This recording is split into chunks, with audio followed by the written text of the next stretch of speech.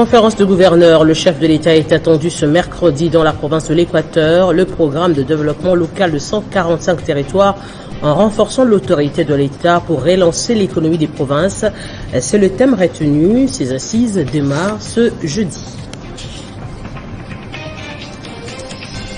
Après 2 mois de plaidoiries publiques et des contacts secrets, la République démocratique du Congo a obtenu du Conseil de sécurité au travers d'un vote à l'unanimité la levée de l'obligation des notifications préalables relatives au régime de sanctions applicables en RDC s'agissant de l'envoi d'armes et des matériels militaires, des réactions de la classe politique à suivre dans ce journal.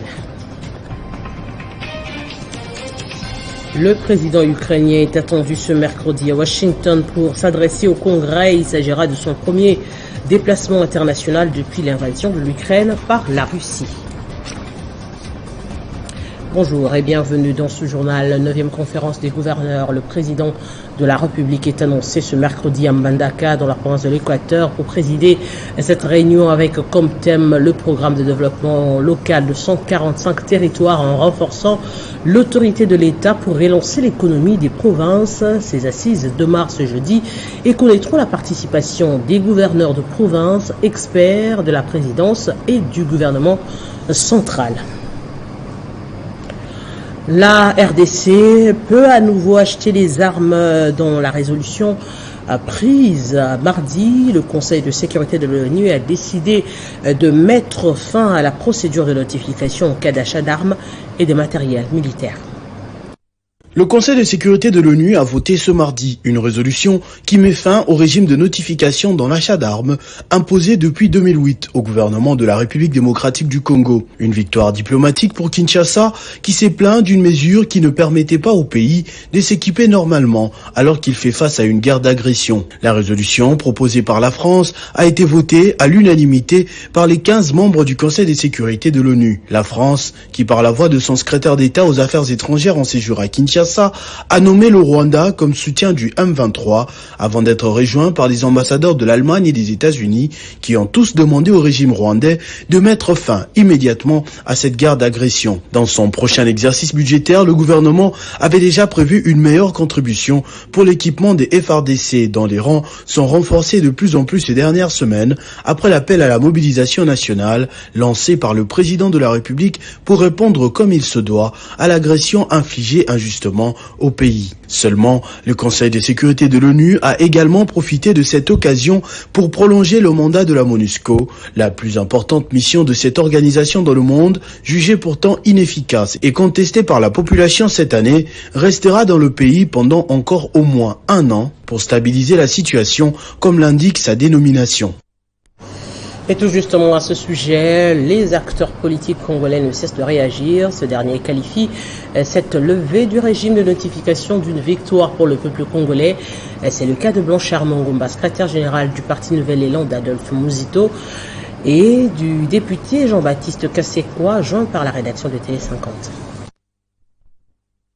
C'est une très bonne nouvelle et une très bonne décision du Conseil de sécurité des Nations Unies en faveur de la République démocratique du Congo, d'autant plus que cette mesure mettait en mal les intérêts de la République, puisque comme vous le savez, depuis plus de 2 décennies, nous sommes agressés dans la partie est de notre pays. Et il faut ici reconnaître cette victoire à notre peuple, parce que vous aviez suivi différentes mobilisations, notamment de mon parti politique, le Nouvel Élan. Nous avions lancé une mobilisation tous azimuts sur toute l'étendue de la République démocratique du Congo pour dénoncer la décision qui mettait en mal l'achat, qui nous empêchait d'acheter librement des armes. Et donc c'est une victoire du peuple, mais nous exigeons que le pouvoir de fait qui est là puisse capitaliser cette opportunité pour assurer la montée en puissance des FARDC. Donc, obtenir la levée de l'obligation de notification, c'est une bonne chose, mais la gouvernance interne de la RDC, que l'on contrôle également la magouille et la mafia dans les effectifs, parce que l'exigence de la notification sur la vente d'armes à destination de la RDC n'était pas le seul facteur, le seul goulot d'étranglement contre la montée en puissance des FARDC. Le sujet a été également abordé par l'éditorialiste de l'Espace 50, Jean-Marie Kassamba, avec des analyses approfondies dans la rubrique Les dessous de cartes, dont nous vous proposons un extrait. Ce qui intéresse le monde par rapport à la République démocratique du Congo, c'est que ce pays régorge. Ce n'est pas ce que ce pays représente en termes d'intérêt.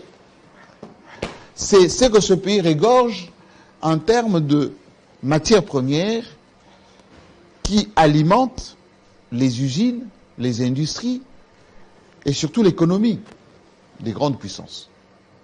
On a toujours empêché à la République démocratique du Congo de se stabiliser, d'avoir une force de dissuasion pour qu'elle soit bien pillée. Kabila, c'est la même chose. Au début, on le prenait pour un naïf qui ne comprend pas, jeune, la Doubé, tout ça. Mais lorsqu'il stabilise le pays, constitution, il met les institutions, il leur demande de l'argent, il n'y a pas d'argent. Toujours des promesses. Il se tourne vers les Chinois et on lui donne 9 milliards, sa guerre commence. Tshisekedi, c'est la même chose. Quand Tshisekedi arrive, de bonne foi, il va vers le Rwandais, il s'ouvre au monde, il s'ouvre aux États-Unis, aux Belges, et il le regardait seulement. Il faut que tu cèdes tout ça, sans contrepartie. Mais quand il se rend compte que nous sommes en train de tout perdre, et en contrepartie, il n'y a rien. Les Occidentaux essayent de reculer, mais avec les biscuits, c'est un petit biscuit seulement. C'est parce qu'ils ont senti que dans le chef des Congolais, il y a comme une espèce de galvanisation. Les gens se galvanisent partout, contre les pions, là, les Rwandais qu'ils utilisent, et puis il y a une espèce de Occident bashing. À quelques jours du début de l'opération d'enrôlement des électeurs pour les élections de 2023, le Premier ministre a visité la centrale électorale. Sama Lukonde veut se rassurer du bon déroulement des préparatifs et par la même occasion sensibiliser la population congolaise à un enrôlement massif. C'est une visite d'encouragement à l'ensemble de l'équipe Kadima à préserver dans les efforts déployés pour produire les processus électoraux jusqu'à son terme, mais également une occasion pour le gouvernement congolais de réaffirmer sa détermination, celle de garantir l'accompagnement financier envers la centrale électorale, louant les innovations apportées pour améliorer la qualité de l'identification et l'enrôlement des électeurs, dont la première étape débute le 24 décembre prochain par l'ère opérationnelle 1. Le chef du gouvernement, Jean-Michel Sama Lukonde, rassure sur la détermination du gouvernement congolais à accompagner le processus électoral en cours. Mon mot va se décliner sur quelques points. Le premier, c'est d'abord d'encourager le travail qui est abattu ici à la CENI pour garantir justement l'organisation de ces élections dans le délai constitutionnel. Nous avons voulu aussi être ici présent pour affirmer un principe dit de mutualisation qui va nous amener vers la constitution du fichier d'identification de la population. La présence du ministère de l'Intérieur ici est là pour garantir cette sécurité. Pour que nous puissions arriver à l'aboutissement de ce processus tel que voulu par son Excellence Monsieur le Président de la République, ça demande l'implication de tous. De son côté, le président de la centrale électorale a salué le soutien du gouvernement. Ce n'est pas par hasard que vous êtes venus aujourd'hui, c'est pour nous accompagner durant les 12 mois qui viennent, donc jusqu'au jour des élections. Séance tenante, une illustration de la fiabilité du kit d'identification et d'enrôlement a été faite par le directeur de l'informatique, Yves Keta, en mettant en avant toutes les technologies dont il est doté avec une démonstration de sa fonctionnalité. Et la Cour constitutionnelle a autorisé la Commission électorale nationale indépendante à enrôler des Congolais vivant à l'étranger. C'est en interprétation de l'article 5 de la Constitution, lui soumise par la centrale, faute des moyens conséquents pour organiser ces opérations dans 66 pays où la RDC est représentée dans le monde. La CENI va seulement enrôler dans 5 pays pilotes. Jean-David Kilolo pour plus de détails. La Cour constitutionnelle s'est prononcée sur la possibilité pour la Commission électorale nationale indépendante de procéder à l'enrôlement des Congolais vivant à l'étranger. D'après l'arrêt rendu, seuls les Congolais vivant en Afrique du Sud, en Belgique, au Canada, aux États-Unis et en France peuvent se faire enrôler en vue de voter lors des prochains cycles électoraux en République démocratique du Congo. Saisie par la CENI en interprétation de l'article 5 de la Constitution, la Cour constitutionnelle a déclaré que la requérante n'a pas qualité pour la saisir, mais la recevabilité de sa requête est toutefois appréciée en fonction du rôle régulateur de pouvoir public que joue la Cour sur base de sa jurisprudence constante en vue d'assurer la régularité du processus électoral et du bon fonctionnement des institutions de la République. Quant à la portée de la disposition à interpréter, la Cour a répondu comme suit. L'article 5, alinéa 5 de la Constitution signifie, s'agissant du droit d'être électeur, que tous les Congolais ont le droit d'être électeurs et de bénéficier, sauf cas de force majeure, des services de la CENI pour se faire identifier et enrôler. Fin de citation. Toujours dans sa décision, la Cour constitutionnelle constate l'impossibilité pour la CENI d'organiser durant le processus électoral en cours les opérations d'identification et d'enrôlement des Congolais résidant à l'étranger dans 66 pays où la République démocratique du Congo a des représentations diplomatiques. Dit que la CENI peut organiser les processus d'identification et d'enrôlement des Congolais résidant à l'étranger uniquement dans les 5 pays sélectionnés, et ordonne au gouvernement de mettre tous les moyens à la disposition de la CENI afin que cette dernière puisse procéder à l'identification et enrôlement des Congolais résidant à l'étranger pour les cycles électoraux à venir, en commençant par le tout prochain. Et les résultats de l'état de siège en Ituri sont plutôt satisfaisants. Territoire de Djougou, jadis épicentre des hostilités, le retour des déplacés, l'ouverture de marchés et les activités socio-économiques ainsi que la libre circulation des personnes et de leurs biens, c'est la nouvelle vie des habitants de Pimbo. Les précisions avec la presse militaire. Nous sommes à Pimbo, chef-lieu du secteur de Walendu-Djati en territoire de Djougou. Il est 21h. Contre toute attente, Mama Atieni et plusieurs autres personnes sont encore au marché, vaquant librement leurs occupations dans ces centres, l'un des plus insécurisés avant l'instauration de l'état de siège. Il y a un an, voir ces jardins dimanche à plein Djougou n'était qu'un rêve ou encore une illusion. Mais aujourd'hui, les mauvais souvenirs appartiennent à l'histoire, témoignent les habitants. Ici à Pimbo, nous allons bien. La sécurité est très bien assurée par nos éléments de la FARDC. L'ambiance est bonne car nous vendons jusqu'aux heures tardives.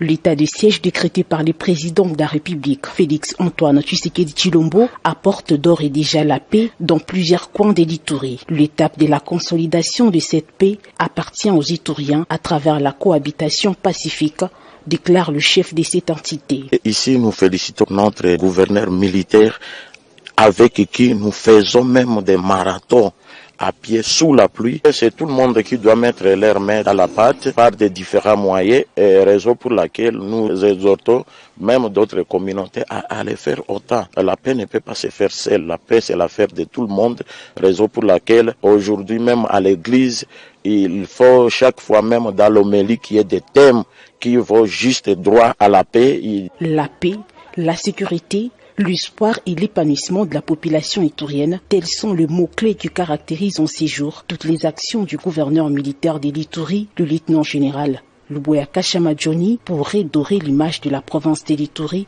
en proie à l'insécurité depuis plus de 2 décennies. On reste en Ituri où 12 civils ont été tués par les présumés rebelles ADF la nuit de lundi à mardi dans le village de Otomambere, plus précisément à Apakolu, Aboulendi et Manguinapori, dans la chefferie de Walesa Vankoto en territoire d'Irumu. Parmi les personnes abattues, l'on retrouve le chef d'antenne de la Convention pour le respect des droits humains CRDH. On écoute à ce sujet Christophe Mouniadero, coordonnateur de la CRDH antenne d'Irumu, joint par Rodrigue Mumbere. Et parmi ces 12 figures aussi est défenseur des droits humains, notre chef d'antenne qui a été aussi tué. et l'ennemi est en train de circuler dans cette partie. L'ennemi a construit des grandes bases à l'ouest de ce village de Otomaber. Et c'est presque chaque jour nous sommes en train d'alerter les autorités militaires de la province de l'Ituri, voire aussi même certaines autorités au niveau national. Mais chose grave, c'est quand elles ne réagissent pas. Et voilà que les populations civiles continuent à être tuées. À une période de 10 jours, nous avons perdu au moins 46 civils qui on a réussi quand même à enterrer. Mais il y a plusieurs autres corps de ces populations qui sont tués, on n'est pas à mesure d'aller récupérer leurs corps. À ce moment même où nous sommes en train de partager avec vous, on verrait encore de nous alerter qu'il y aurait d'autres tueries toujours dans cette même contrée. Mais à une distance de quelques kilomètres des bases des positions militaires, mais nos militaires de l'FRDC, les bases, les campements de ces bandits à Diev sont bien identifiés. Les populations viennent avec les informations à ceux-là qui ont au moins le pouvoir de nous protéger, mais aucune réaction de leur côté. Et puis la Convention démocratique du peuple que dirige Simon Moulamba a passé au point de fin la situation politique en République démocratique du Congo au cours d'une activité organisée hier à Kinshasa. La CODEP salue les actions menées par le président de la République et réitère son engagement à soutenir sa candidature aux élections de 2023.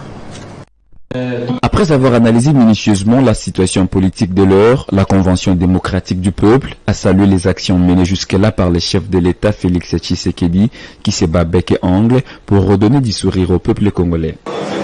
L'augmentation du budget de l'État de 4 milliards en 2019 à 16,8 milliards en 2023. La gratuité de l'enseignement, la stabilité et surtout la relance de l'économie congolaise face aux effets de la guerre russo-ukrainienne.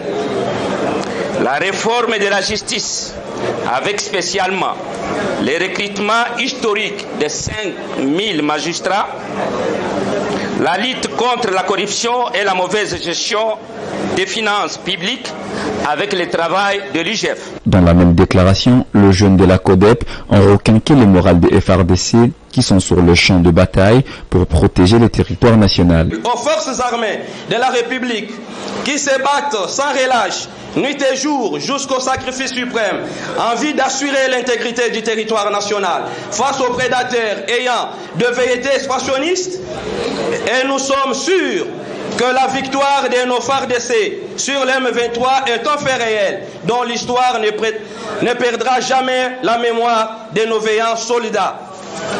La Convention démocratique du peuple se mobilise déjà pour les élections de 2023. Elle reste déterminée à donner un deuxième mandat à l'actuel président de la République en 2023.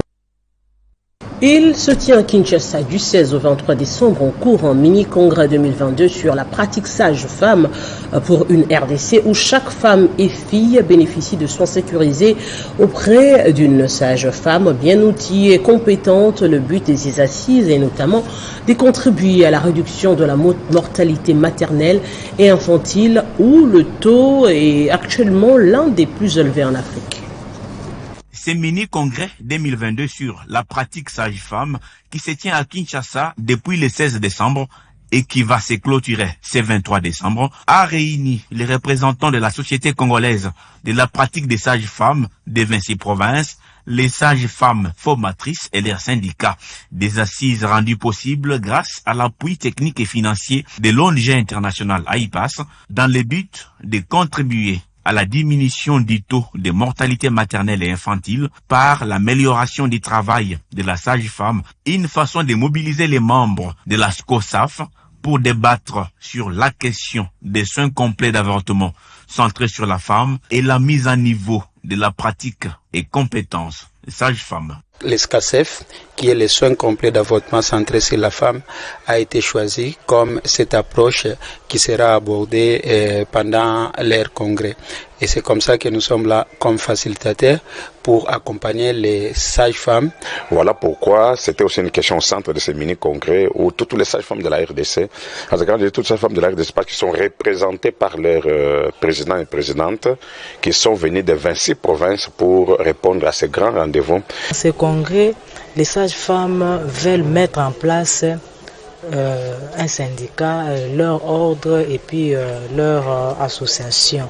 En clair, ces mini-congrès visent la pratique sage-femme pour une République démocratique du Congo où chaque femme et fille a droit au soin complet d'avortement sécurisé auprès d'une sage-femme compétente. En dehors de la RDC du continent, le président ukrainien est attendu ce mercredi à Washington pour s'adresser au Congrès et rencontrer Joe Biden à la Maison-Blanche. Selon la presse américaine, il s'agira de son premier déplacement international depuis l'invasion de l'Ukraine par la Russie le 24 février. Héritier Ntamboa.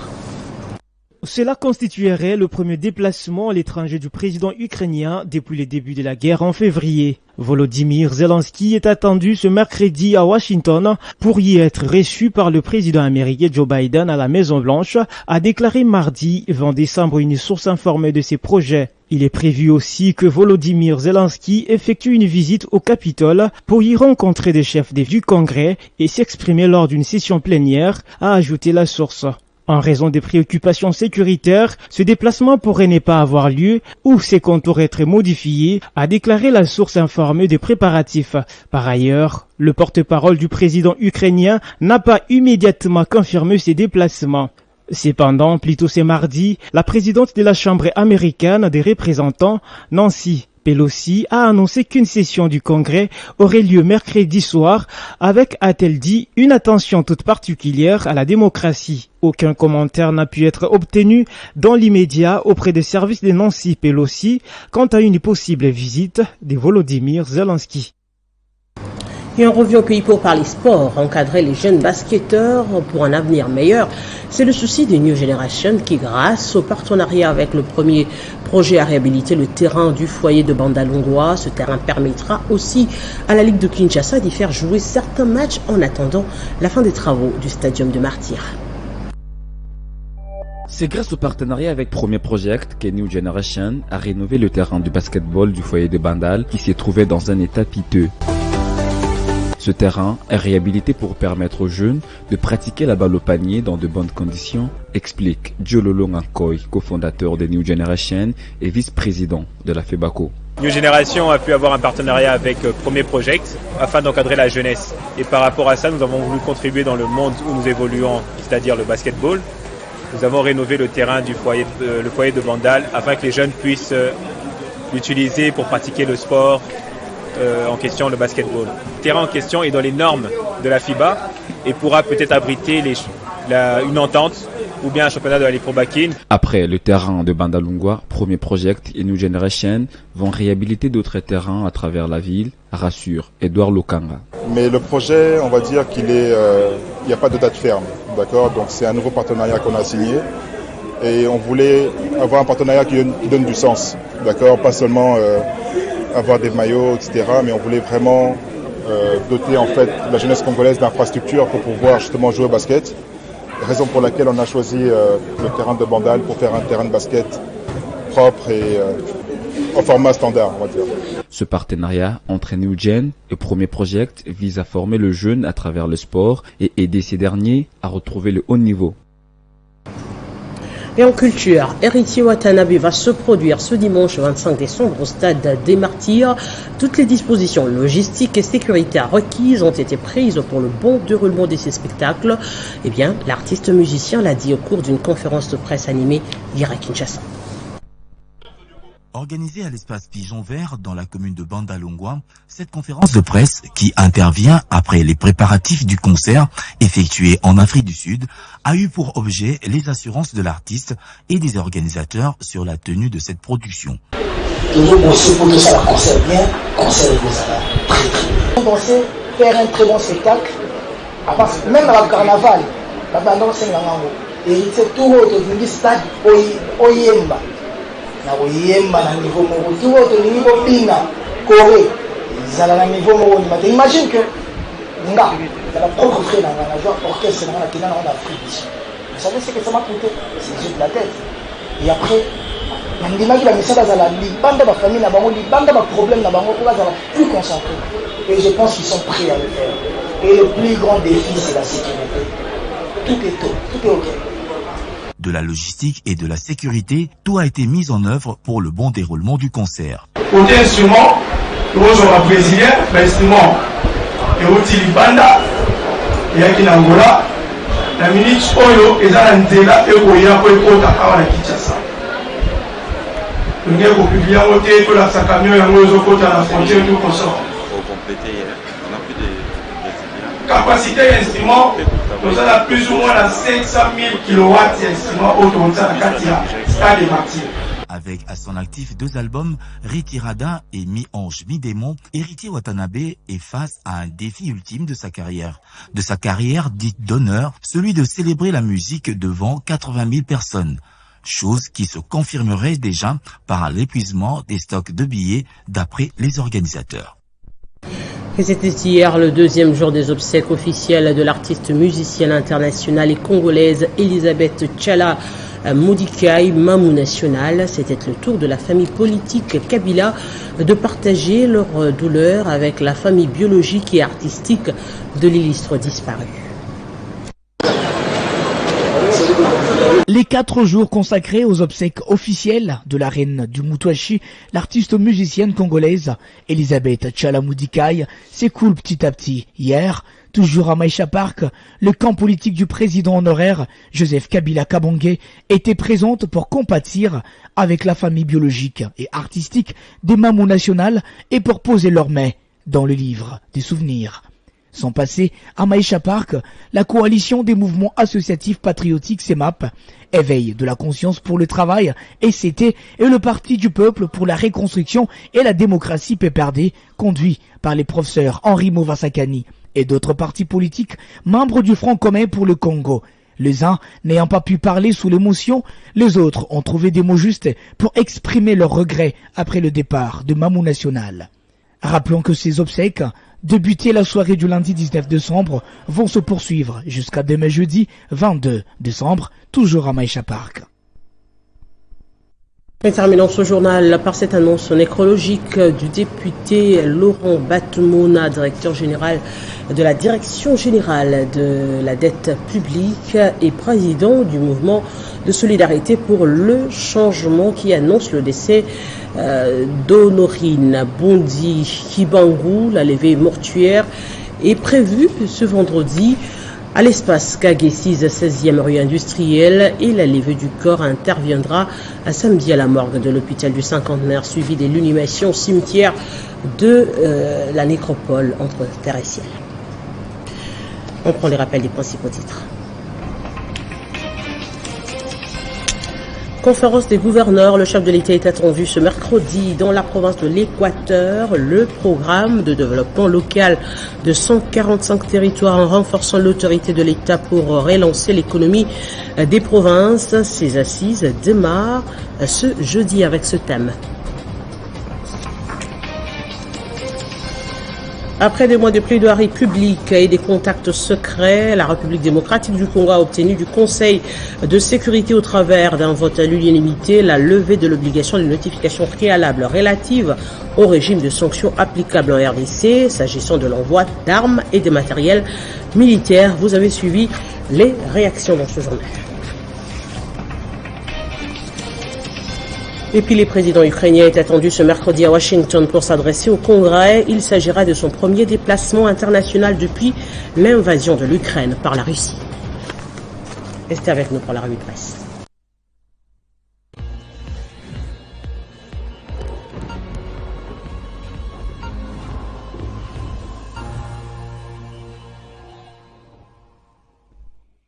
Les titres de ce mercredi dans une lecture transversale avec Christian Calongi, à qui j'ai dit bonjour et bienvenue. Bonjour Arlette, bonjour à tous ceux qui nous regardent depuis Buenos Aires. Alors à la une de votre revue de presse, enfin, le Conseil de sécurité lève la mesure de notification sur l'achat d'armes qui pesait sur la RDC. Effectivement, vous l'avez dit, Arlette Boutella, il faut dire que c'est le résultat de la pression populaire, diplomatique, mais aussi de l'intervention de l'Église catholique qui, on se souvient, lors de sa récente manifestation publique, a dénoncé cette sorte d'embargo dont la République démocratique du Congo était victime depuis, il faut le rappeler, depuis 2008, Arlette.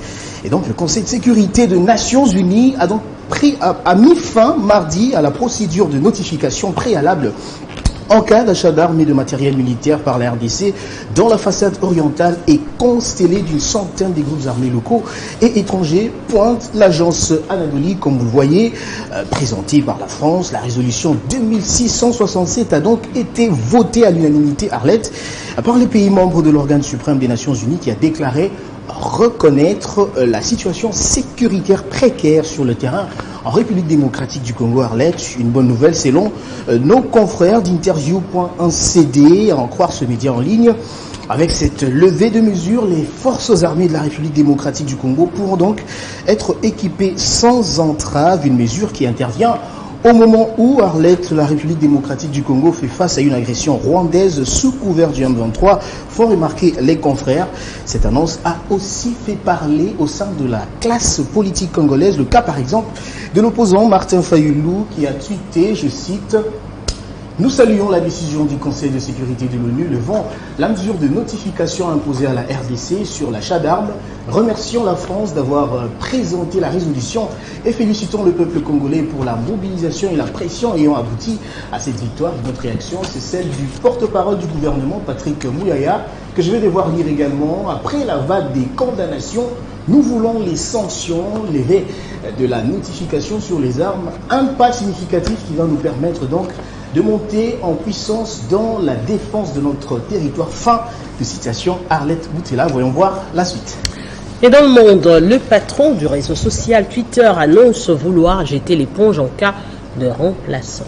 L'affaire fait jaser dans le monde après des mois des polémiques depuis sa prise de pouvoir et des jours de tergiversation. Les milliardaires américains Elon Musk a donc annoncé mardi sur Twitter qu'il quittera la direction du réseau social dès qu'il aura trouvé quelqu'un d'assez fou pour le remplacer, rapporte Radio France Internationale. Il annonce vouloir se concentrer sur les équipes logicielles et serveurs de la plateforme. Donc, après plusieurs jours d'attente, Elon Musk a fini par réagir au sondage qu'il avait lui-même lancé pour savoir s'il devait quitter la direction de Twitter tout en annonçant qu'il respecterait le résultat. 57%, Arlette, des 17 millions et demi des votants l'avaient invité à partir ou à démissionner. Donc, France24.com qui revient également sur ce sujet fait remarquer pour sa part que moins de 8 semaines après sa prise de contrôle du réseau social pour 44 milliards de dollars, Arlette, Twitter ne voit pas la tempête s'apaiser. L'entreprise est au bord du gouffre financier et ont perdu un certain nombre d'annonceurs face au risque qu'on représente pour les marques la volonté du milliardaire de réduire donc la modération des contenus. Merci beaucoup pour cette sélection. Je vous en prie. Eh bien, ce journal est complètement terminé. Au nom de Nathalie Leco qui a assuré la coordination, je vous dis merci de l'avoir suivi.